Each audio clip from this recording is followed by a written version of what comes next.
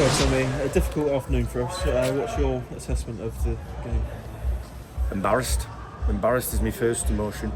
I think it's a long time, if ever, have I felt that most of the people that were on the pitch, not all of them, but most of them on the pitch, allowed a good side, by the way. Torquay are the best side I've seen in this division this season by some distance, but they allowed them to get into a stride that we found it difficult to break back, get back into it. So once we had chances to score goals, we should have scored with 3 or 4 ourselves, but they should have scored more than the 7 that they did, and that was ultimately because we're built, in my opinion, on real weak-minded people.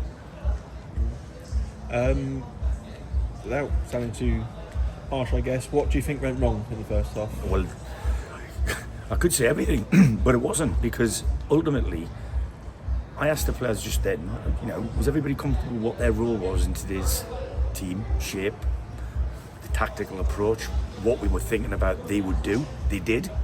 Did we handle it? No, we didn't.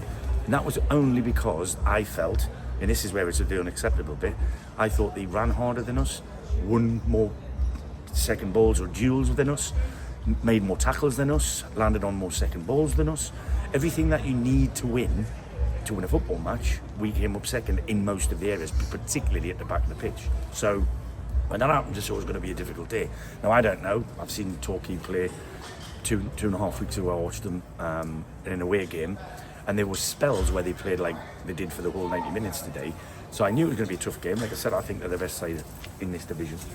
But if you don't stand up to that and be honest with themselves, I've just asked people there if they think they deserve to be paid after that, and some actually put their hands up, which I'm absolutely flabbergasted at.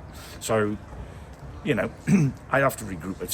It's raw right now because it's not very often I've been beaten 7-0. But I don't want that ever. Never mind the scorelines. Listen, it's not the rules that you can't lose a football match, but it's unacceptable when I feel that certain players are just out of the depth, and that's it. And I have to say that because you don't get to where you are in the table at this stage of the season by fluke. It is what it is, and we've got to sort that out very, very quickly. This week, looking forwards, obviously the first midweek where we haven't got a game since you've arrived. Yeah. That gives us the chance to regroup and then look ahead to the next Saturday. Well, the plan was to give them a rest because they've had a hell of a long period of Saturday, Tuesday. But to be honest with you, I mean, my head's going round and round at the minute, Anthony. It's like maybe I've got long enough on the bus to think about it, I suppose. But we've got to have a change of strategy, and whether that's personnel change as well as a change of strategy, then that's something that the buck stops with me. And finally, 45 supporters made the trip here this afternoon, and a shout out for their support. Yeah, and listen, I never ever apologise to supporters because that's what they are. They support the football club, and I know the people of Eastbourne, and they pay the hard-earned cash to go here. I'm telling you now, they'll be reimbursed for that one way or another. It's unacceptable that we put on that performance for people who have travelled 5-6 hours.